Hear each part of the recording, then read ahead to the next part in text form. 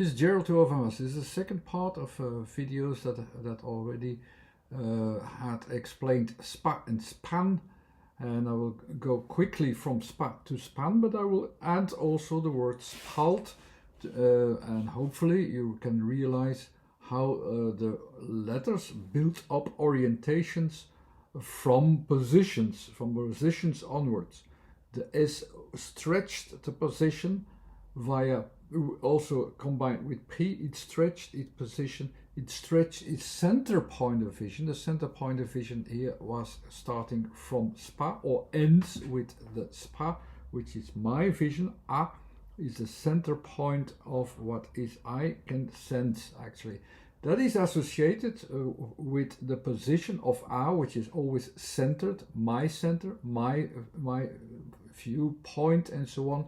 P is always about the end results of what I stretch also to all directions and see where it will end somewhere.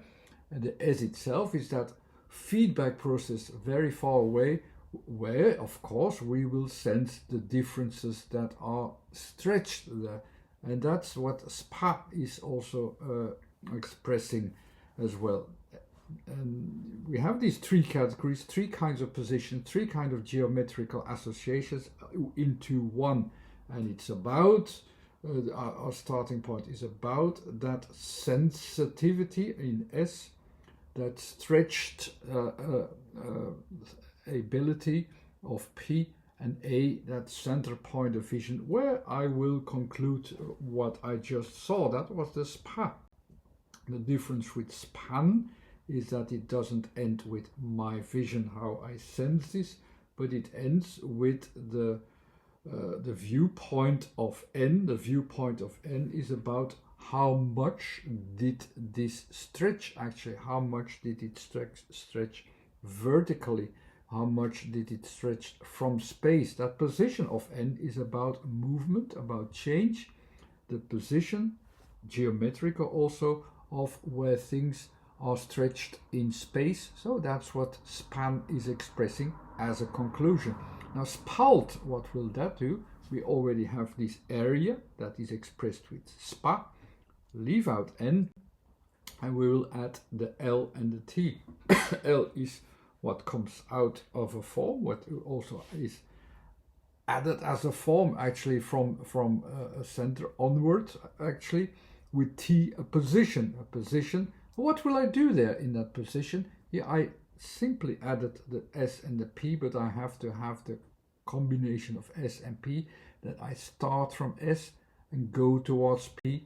So I have to stretch it from the center. So I stretch it from the center, and that's what the spalt will also do.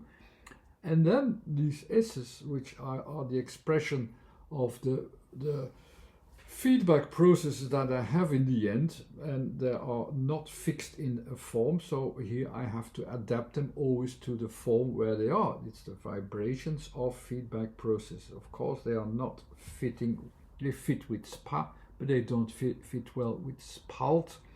So I have to redo that from the center onwards and to this stretching. So I am doing that indeed. I'm trying to stretch it with my tool then as well. The L is from the first category. It's about what I can notice in a physical sense before me, and I will use it. And T is that position of distinction, a functional distinction actually, which it always will be as a letter T, and like the L always will be in that sense as well.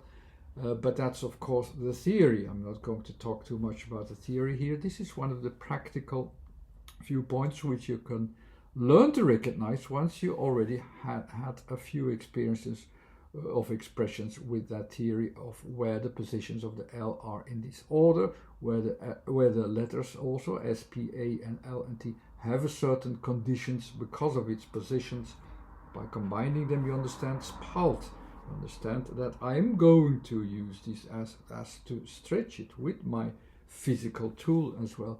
That is the expression of spalt. That's the expression that you can also understand. But of course I was very short. I hope I had already a few videos before. I'm because this was about the theory of sound in form, where you can learn to recognize how forms have a tendency to form themselves by a combinations of letters and a certain order of letters, with the geometrical and a few other associations of orientations that we always use, always have by using these letters. A lot of preparations are done in these books. You have also the Sound in Form website with previous videos if you have to want to have some experience with similar words. There's a website too, and this YouTube channel too. Thanks again for watching. Bye.